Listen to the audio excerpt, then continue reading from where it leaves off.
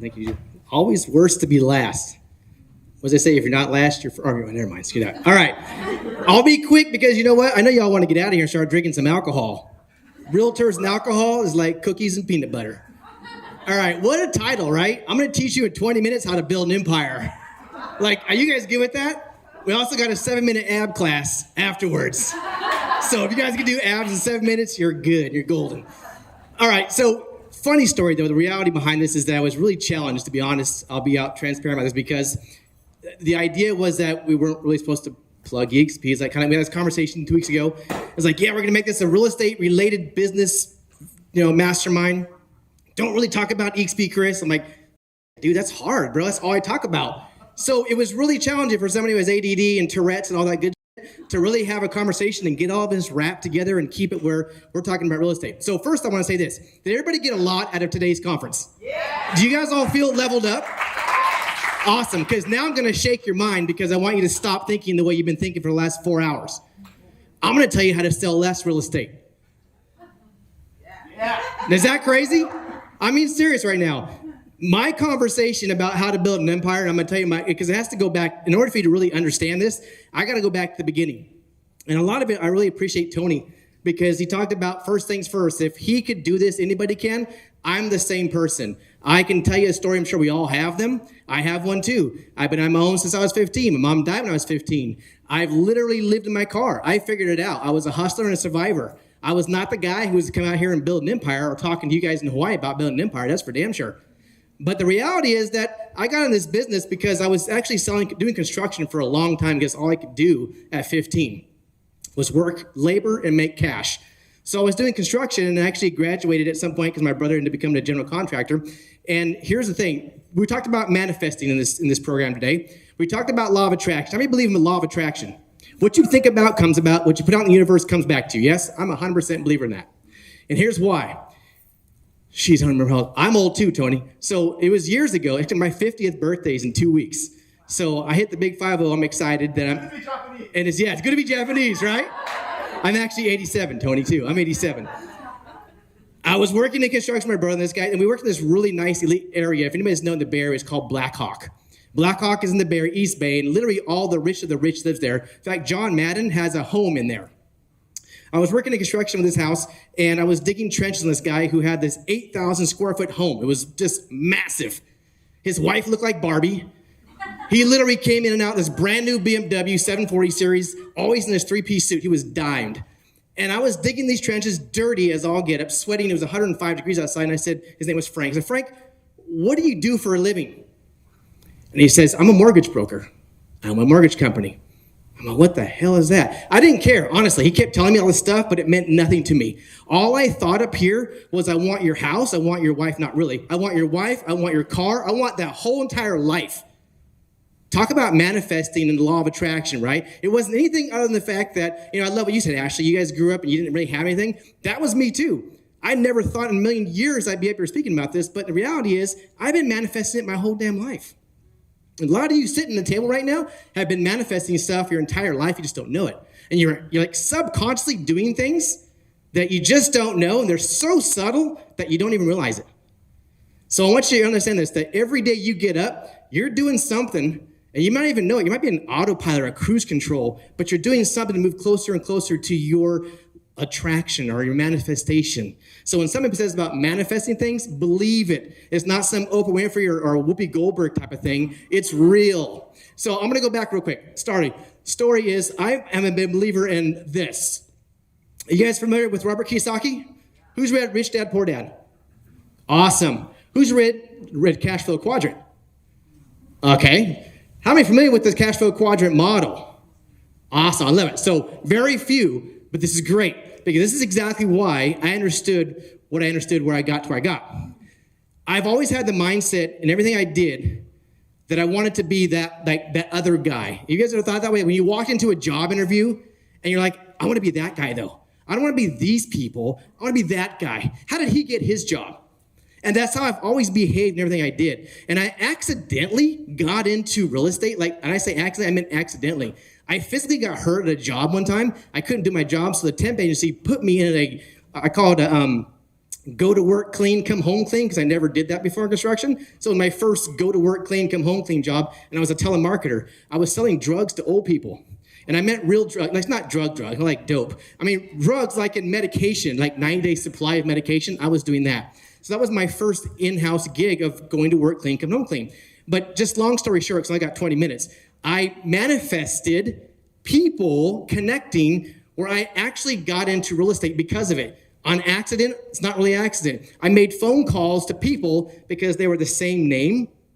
Long story again. A guy named Tony. We were supposed to go out and have drinks one night. It was the wrong Tony. It was another Tony. Anyways, the guy got into mortgage. So I actually had my own mortgage company. To give you a story, I had my own mortgage company back in 2000.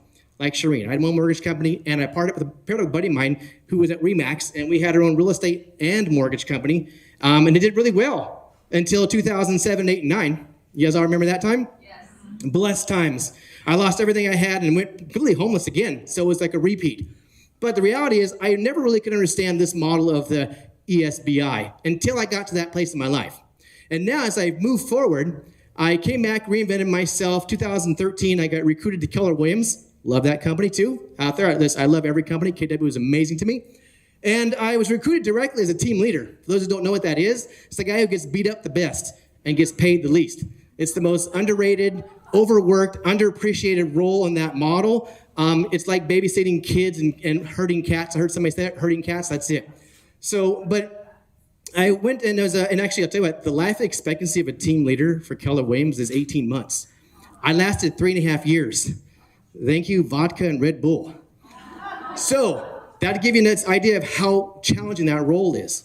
So after 3.5 years of that, I thought I was done, and I wasn't, because I'm a typical male. We're hard to learn lessons. And I was sold into an Intero franchise. You guys familiar with Intero?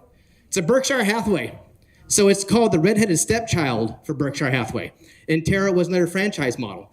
The guy who owned the rights for the franchises came to me and approached me after I left KW and says, hey, please come help me. My franchise over here in this one particular area is dying. If you come help me support it, I'll give you 50% ownership of it right now. I said, done deal. I'll give you 6 months though, because I gave 3.5 years of my life to Keller Williams in this model. 3.5 years. I slaved for them. And the moment they were done with me, I walked out with a jacket on my back. Understand that. Every realtor in this room is renting your business. Let that sink in. What is your biggest piece to your clients every day? Home ownership matters. Renting versus owning. Does it matter? Do the benefits really matter in owning versus renting? Absolutely. That's what we advocate constantly on a day-to-day basis. But why, as we as realtors, rent our business? I rented my business at Keller Williams. I rented my business at every company I've been in for the last 20 years. I've rented my business. And you're only as valuable until you're not. That's the other part. I had zero control of my end game. They only wanted me until they were done with me. It's kind of how it works. So if I can say this, it's legalized prostitution. We can say that, right? Because you started cursing there. So I'm like, okay, I'm free to say whatever I want. I actually have an analogy with this. And if I can say this, absolutely. I compare real estate to prostitution. And I don't mean this in a bad way. I'm just saying this way. There's never been a pimp in history that ever took his prostitute aside and said, hey, all that money you're making right there, let me show you how to start diversifying that income. Let me show you how to start creating a 401k, a retirement plan, so that maybe one day you can leave me. Or you never hear him say, hey, let me tell you how to be a pimp, so we can leave me one day and start your own pimpology. It's never a discussion, never, right? It's go do your thing every day till you die, and when you're done, I got 4 Sallys behind you, or it could be 4 Brents. It doesn't matter, guy or girl, your preference. But the reality is, we have somebody to replace you. That is a modern day broker. Like it or not, it is what it is. We did it for 20 years. I did it for 20 years. Even as a Keller Williams team leader, I was just a higher paid one. That's all. So here I am after that. 6 months, it didn't work out, by the way. The Berkshire Hathaway thing just didn't work out. The owner at the time was a complete jackwagon, and I literally was not going to butt my head with that guy anymore. So I walked. So here we are, 16 years in this business, and I get out looking in the mirror saying, what do I want to do when I grow up? It's not the conversation you want to have when you're creeping on, mid-40s, right? You should think you should reach that by then. Well, I hadn't, because I still hadn't mastered this. So then when I got in there, I finished that. I was literally going to connect with a buddy of mine who we actually had our mortgage companies together back in 2000. And he had then since graduated to a commercial real estate broker. We had lunch. He says, Chris, come with me. He says, forget all this madness. I'll do the commercial, you do the residential. It's your own baby. We'll have carte blanche. Nobody tell you what to do. You call all the shots. And he says, oh, by the way, I got an investors. They'll invest us $350,000 seed money to get started. All the stars aligned. Let's do it. So as I started to embark on this new adventure again, then I started to realize all of the things that were challenging that I had back when I worked at Keller Williams and even in Intero. It was all the time that I invested in everything. All the things I had to buy, the overhead, the cost, the liability, the risk. For all those who ever owned a company in here, and for you guys who run teams, you guys understand this. I had several buyer's agents, lead specialists, ISAs, TCs, admins. I had the whole thing. The reality, though, when I got to, that's the later part of the story, I let that go, but I'll tell you that later on when I get there. So for those who don't understand the ESBI, this is what they call the Cashflow Quadrant. The E is the employee, okay? Most of us all start off in teenager years, right at high school. We'll get a job at Starbucks or Costco or Taco Bell, whatever your first job was, right? Where basically you had zero leverage. The amount of active work determines your income. Direct correlation to your income, right? However much you worked is how much money you made. That's exactly how it works. Your time equaled money. But a few of us got really ambitious and say, you know what? I don't want a boss. I want to work whenever I want to work. I want to do what I want to do. I want to make as much money as I can. I want somebody telling me what I can and cannot do. So I'm going to become self-employed, which is every realtor in this room is self-employed. Okay? This is where you start to own a job. But here's the problem. Guess what? Time still equals money because the activities that you still do determine your income. Is that not true? If you stop selling real estate, what do they say? The moment you stop lead generating, don't expect a check in 90 days. Is that true? Right? So if you stop selling real estate for a month, what happens to your business? If you go on vacation for a month, what happens to your business? Are you on the beach in Hawaii here, still on your laptop, screaming, gosh, close that escrow. Oh my God, I'll repair the dishwasher. Holy geez, right? You're still working. You're not really on vacation. So again, your time still equals money. The challenge here is that even the E and the S, the E is they're doing 95% of the work and they're only earning 5% of the wealth of America. Pretty sad. The self-employed actually is, we call it 95% of the population. When you jump on this other side of the board, the B and I, the business owner, this is where we had several people talk. In fact, Jeremy was just up here talking about systems and leverage, right? Leveraging people. So instead of now time equals money, guess who equals money now? People work with you and people equals money. So you're leveraging something. You're leveraging systems, models, or people. That's how this business works. And until you figure that out, you're going to be the person that's still working. Everybody up on this panel, from Tony to Shireen to Dylan, they all mentioned the same thing. Tony, you mentioned, I want to work less. He's tired. 20-something years, he's tired. The saying says, realtors don't retire, they die. And it's sad but true. How do you find an exit game? You don't. How do you build an empire was designed where I was graciously able to be, and if I can say this now, was that my latter part, after this Intero thing, I decided not to do this embarkment with my buddy. As I got approached by a good friend of mine, Brent Gove, that I've known for well over a decade. Also a huge producer, $100 million producer for Keller Williams and RE/MAX. He was actually the #1 RE/MAX producer in California. He calls me up and says, hey, oh, here's the funny story though. For those who believe in God, may or may not, I actually got on my knees and said, God, if this is what you want me to do, by the way, I'll do it. If not, I need a huge freaking sign. I don't need the subtle, like, hey, if you see this cloud on the 4th day, screw that. I need like a real, like, the red guy busting through the wall, the Kool-Aid guy. I need that.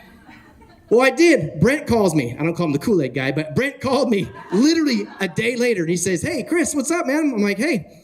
He says, I left KW. I'm all shut up. Because, yeah, I did. I said, well, you know what? There's no $100 million producing team that ups and leaves Keller Williams, and he did it in one day. This guy rents a truck at midnight on a Friday night and hires 10 people to come and clear his office out of Keller Williams at midnight when nobody was there. Monday morning, the team leader comes in and is like, interesting, Brent's not here. He closed all his blinds in his office, and so nobody knew. 3 days pass. Finally, the team leader calls him, Brent, where you at, buddy? He's all, I just let you know I left. They had to go in the room with the master key to realize that his office was empty. This is how drastic it was. He left in 1 day. He calls me and tells me this. I'm like, I'm intrigued. Obviously, I'm intrigued. Again, I'm the guy who jumps off the cliff first and sees how deep it is later, because I'm this guy. I always thought, like, how do I be him? How do I figure out how to leverage myself so I don't have to do all of the work? Everybody expressed up here how much Dylan says he's lazy by nature. Tony says he's lazy by nature. Yeah, we don't really want to do the work, but we really love the money that comes from it, yeah? We don't want to do the work, but we love the money that comes from it. That's how it works. So how do we figure out how to get both? Time and money. Well, win the freaking lottery. Good luck. That's the only way. And if you're smart with your money and you won $40 million, maybe you might invest it and do something like Ashley talked about and really find something that returns dividends for you down the road. But most people, they're MC Hammer and Allen Iverson. They blow their money on Vegas and dope. That's how it works. So the reality is they're broke and they're next trying to figure out how to get a job. So I've always thought this way. And just FYI, on this side of the graph, these guys are doing 5% of the work, but they're earning 95% of the wealth. Whereas this side of the graph, they're doing 95% of the work and only owning 5% of the wealth. So if you had a choice right now in this audience, which side would you pick? Yeah, everybody says that. It's funny. But then I start to lay out a map of all the things you need to do to get here. And how many people fall short and just say, yeah, it's not my thing. I'd rather do a 6.5 minute ab work instead of a 7-minute ab work, because it's just 30 minutes makes a big difference in my life, right? Human nature is to find the path of least resistance. That's how we roll, and we're creatures of habit. So how did I get to this side of the half right here? Well, my story again, keep going. I met Brent Gove. He showed me this model where I am at today, and I've been at EXP now, shameless plug, for 5 years and 4 months, okay? This allowed me to grow and leverage people better than I could have ever done before. Again, I'm gonna go back. I had door number one, connect and pair up with my buddy who was a commercial real estate broker, get $350,000 seed money, okay? I use other people's money, start my brokerage, get a lease, do the TI work, get the furniture, put the sign out front, go recruit the agents, get and fill the entire office down to the coffee maker. I've done that before. And then go recruit agents, right? Because I wasn't gonna, and case in point, I thought I would be, mentally, I'm broke until I pay that $350,000 off, because I want that guy out of my pocket. So mentally, I was broke until I actually became positive. So that would take me several years to actually recoup that, first off. And it wasn't going to be me that was going to pay that back. I was going to go out and recruit all the Joes and Jills and Jims and Bombs and Larrys, and they were going to help me pay that $350,000 off. So door number one was that. Door number two was an opportunity I had with EXP, and back then, it was only $99. $99 for me to start EXP. And I'm going to just clear this elephant in the room right now. This is not a recruiting event for EXP. Just FYI, we're laying that down right now. I'm not here to promote. I'm just telling you my story, my life, and how I built an empire, and EXP happens to be the vehicle for it. So if you're offended, I'm sorry, not sorry. But in 20 minutes, that's all I could do to show you how to build an empire. Anyway, so at the time, it was $99 for me to get invested with EXP. My capital risk was $99 here, $350,000 over here. The headache, the liability, the risk, the overhead, the cost, the structure, the TI, the timeless, the overwhelming, just everything, the annoying agents that I have to work with constantly and babysit, over here at $99. And so now when I hit my 3-year mark at EXP, I kind of wanted to use it as a gauge to what I would have been at if I actually had opened my brokerage, my own, in Sacramento, because I'm from Sacramento, by the way. I'm in Sacramento, California. If I had opened my brokerage in Sacramento, California, 3 years, there's no way that I would have built what I had built at EXP at the cost of $99 to build an empire at all. Because I would only be able to just locally recruit agents that were right there in my market center, right in Sacramento, right in Roseville. I've had the opportunity to create and build I think it's 865 now. 865 active agents, brokers, and agents in 33 plus states and 4 countries that we built. So now my title to my people ask me what I do for a living. I build an international real estate company. That's what I do. I travel to help Dylan. I travel to help Shireen. I travel to help everybody because this is the first culturalistic brokerage that I've ever seen in my entire life where everybody truly wants to help. I've never seen it like this before. So we're told to do 2 things in real estate, right? Sell it and invest in it. Okay? Sell it, pays the bills today. What does investing it do? Pays your dividends for your retirement. How many of us actually invest in real estate though? It's a small percentage. If you're talking to probably the million something licensees in this country, there's probably a fraction of a fraction that actually people invest. Most realtors traditionally live commission check to commission check. In fact, they spend more than that commission check. So they're not doing any of this right here either. They're not creating where your money works for you. So again, just to kind of go back to this, most of us will always stay on this side. And the reality is I just want you to shift and think your mind just a little bit, just tweak it a little bit to the left and think differently because real estate business is linear. Yeah? You chase deal after deal after deal. And it doesn't ever end until you stop. And if you stop, it's detrimental. So this is where I have been an opportunity to come into.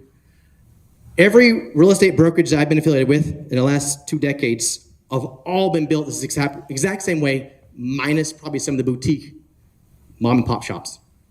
But they're Remax, C21, Keller Williams, Coldwell Banker, Sotheby's, Christie's, Berkshire Hathaway, Intero, all of them. This is exactly how they're all built. They all have an international hub. It all starts at the top of international. Okay? Then they go and start breaking down regions. Everything on a map is broken down in regions. And they find these guys that have money and create regional owners. Then the regional owners go and they find franchisee guys, the guys that got money, the guys that really want to invest in something better, right? The guys who think bigger, they want to spend a little bit of money to create an opportunity. And understand a franchise is basically a meal in a box. That's what it is. It's like basically here's a box. You need to work exactly like this. It looks like this, talks like this, walks like this, and acts like this. That's a franchise. Follow all these rules, and you're going to pay me a royalty fee, by the way. 6% usually for using my name. Franchise owners are definitely not going to do all the day-to-day work. So who do they go hire? The managers and the brokers and staff. So that's like the team leaders at Keller Williams. That's us. And guess who they go after? Anybody got a wild guess? Agents. That's right, not Asians, agents. Let's be politically correct here, racist. All right, agents, that's right. So if you look at this model, who's at the bottom? Absolutely. We're this like mighty, massive army of realtors out there crushing it. I'm not mad at that because I made a crap load of money from that too. But the truth is, we never get to see what's on top. It's designed as called a top-down model. Everything's from top down, meaning that we'll never, ever, ever see above this line. Okay? You're not privy to that. And maybe some of you are okay with that. I don't know. I wasn't, because again, I was that guy who was always saying, how do I get his job? How do I work less and make more money? Come on, isn't that what everyone wants? Like if you could be on the beach right now drinking a Mai Tai, making money and your bank account's fat, would you be okay with that? Or would you rather go get another listing and go do another freaking inspection and deal with another crappy, as Jeremy said, crazy ass nude running buyer's agent or something, right? Do we want to deal with those people? No, I'd rather be on the beach. But my point is, it's really hard to get to this point. Traditionally speaking, it was almost impossible to get to this point up here until now. Until now. And I'm super grateful, blessed, honored, God, crazy that we've been able to build this opportunity here. And what's changed is that we eliminated all those. We've eliminated all of the regional owners, the franchise owners, the managers, all of this. And can you guys imagine how much money that is? Millions of dollars. Millions. In fact, when you factor that in, it's crazy because every lease, trillions, probably billions. It's a lot of money to run a traditional brokerage. But when you eliminate all that and freeze up all that, all that extra revenue and profit, where's it go? Well, back to the owners, right? Is that how it works? Back to the owners? Well, who's the owner? We are. Okay, now again, if you're not happy about that, excited about that, I don't know. We have to have another talk. But if you're in this business, man, and you've been in it, we've had, from this room, people have been in it for 2 years to 23 years, 24 years. And the longer ones that have been here understand the challenges and the travesty and the late nights of cuddling up in their fetal position and maybe having a drink of wine or something stronger just to get through and cope the night. You're right. This is a challenging business that literally takes a wear on you. Thank goodness I'm Asian because I do look young. If I had not, I would probably look really old right now. Okay, that was racist. I'm selling this gene, by the way. It's called Asian DNA. All right. The owners, EXP, that's right. So the age of the owners. This is how I've been able to create an empire. And that sounds kind of vague, right? Like build an empire. Oh, who cares? Like some from Star Wars, build an empire. No. I literally, I love what you say. We're going to take over the world, like Pinky and the Brain over there. You're like, we're mastermind to take over. What do you say? Master takeover. World domination. Yes. I love that. World domination. I want to dominate this too. But here's the reason why. It's not, all these years selling real estate, I loved everybody that came up here on stage talked about one thing I loved is because they saw how they changed the lives of their clients. Yeah?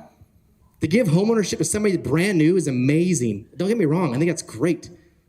You're changing the lives of so many people. But have you ever thought that finally I get to change the life of people like Shereen and Dylan, like people that I know, like people in my business, people that I rub shoulders with, people I'm in the sandbox with. I'm changing all these lives of, quite honestly, people I don't even know. I meet you from an open house. I meet you from a lead online. I don't know you from Jack, but I'm going to change your life.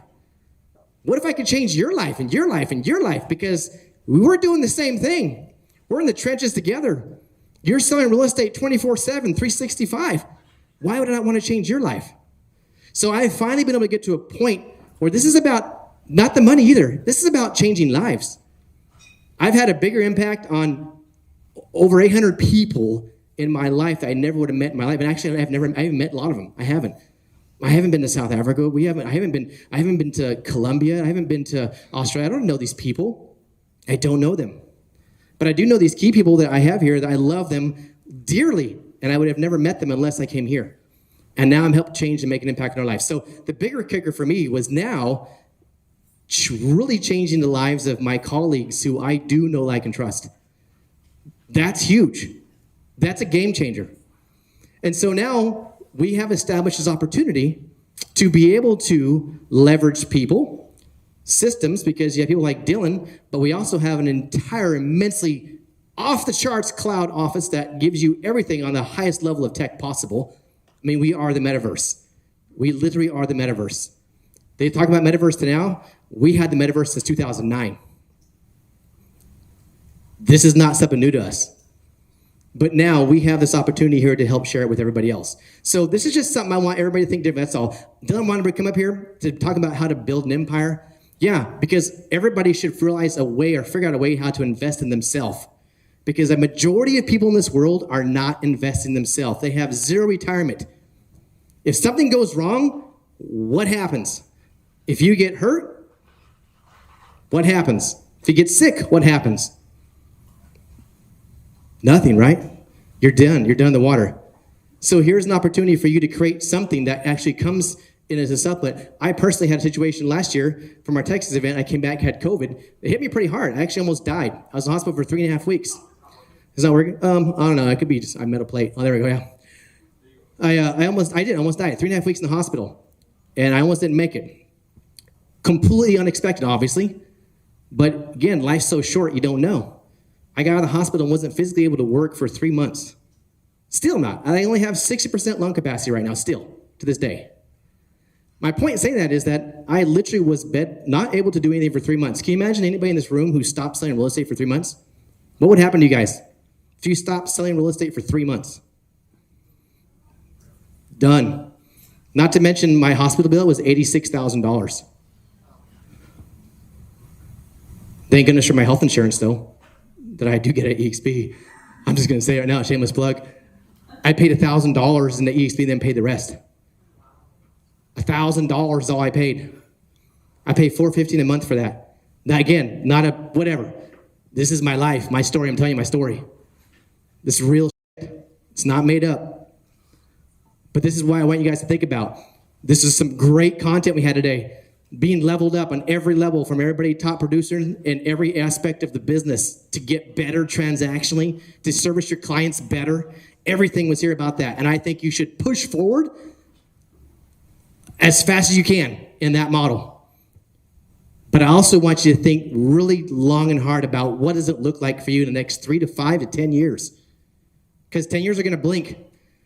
You're going to put your eyes down and you're going to go grind for 10 years. You're going to wake up and you're going to see, what the heck? Where happened? Where's it? What's going on? What's going on? My kids are growing up. They're gone. Thank God. Whatever. All those things. You're like, this life has changed in 10 years. And the reality is you're still doing the same stuff though you did 10 years ago in your business. You just be doing more of it. And you really are just losing more time in your life that are most important to you. So a couple things. I don't even want to get too deep in the weeds on it. Yes, Jeremy talked a little bit about the stock ownership. It's a beautiful thing to be an owner in a company. I'm telling you what, when you have a piece of the pie, you will act differently, walk differently, think differently, behave differently, and share differently when you have ownership. It's been proven time and time again.